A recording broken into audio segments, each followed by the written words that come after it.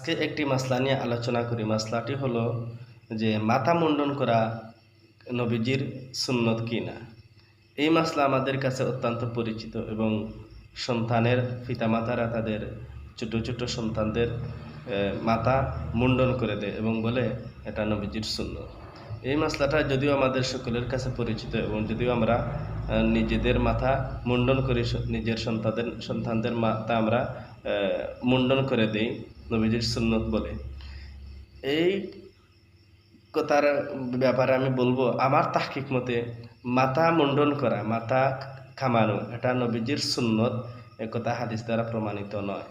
এটা একেবারে নির্জলা মিথ্যা কথা, ভিত্তিহীন কথা যে মাথা মুন্ডন করা এটা নবীজির সুন্নত, এটা হাদিস দ্বারা প্রমাণিত নয়।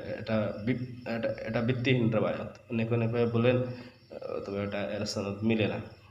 মুহাল্লিকিনা রুউসাকুম ওয়া মুকাসসিরিনা লা তাখাফুন, এখানে যে হলক করার কথা বলা হয়েছে অথবা মাথার চুল ছোট করে কাটার কথা বলা হয়েছে, এটা হচ্ছে হজের ক্ষেত্রে। আপনি যদি হজে যান তাহলে হজে সেখানে আপনি মাথা মুন্ডন করতে পারেন, অথবা আপনি মাথার চুলকে আপনি খাটো করে রাখতে পারেন।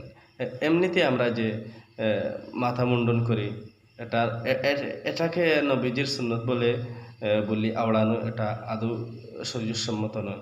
হযরত আলী রাদিয়াল্লাহু তাআলা আনহু একবার তিনি ব্যক্তিগত মত হিসেবে মাথা মুন্ডন করে রাসূলের সামনে এসেছিলেন। এরপরে রাসূল এটাকে মুচকি হেসে দিয়েছিলেন, তিনি হা না কোনো কিছু বলেননি। এখান থেকে অনেকে বলেন জায়েজ আছে, অনেকে বলেছেন এখান থেকে বিষয়টা জায়েজ আছে। এই জন্য জায়েজ এক জিনিস আর সুন্নত আরেক জিনিস। এই জন্য সুন্নত আপনি বলতে পারেন না, আপনি জায়েজ বলতে পারেন। তাহলে আবার আপনার তনে মনে প্রশ্ন এসে যেতে পারে যে সাহাবায়ে কেরাম খুলাফায়ে রাশিদিনের কি জিনিস কি রাসূল সাল্লাল্লাহু আলাইহি ওয়াসাল্লাম কি বলেননি যে আমার খুলাফায়ে রাশিদিনের সুন্নতকে আঁকড়ায় ধরা আমার ইন্তেকালের পরে? এখানে প্রশ্নের অবসানের উত্তর দেওয়া হয়েছে এভাবে যে বলেছেন রাসূলের ইন্তেকালের পরে। রাসূল তো এখন তো জীবিত আছেন, রাসূলের ইন্তেকালের পরে তারা কোনো কিছু মতপথের কথা বললে তাদেরকে মানতে হবে। যাই হোক, রাসূল যেহেতু আছেন উপস্থিত হিন হায়াতে, এই সময়ে সাহাবায়ে কেরামদের কোনো বিধান কর্তব্য এটা রাসূল যাই করেছেন তাই মানতে হবে। সাহাবায়ে কেরাম এটি আপাতত আমরা রাখলাম।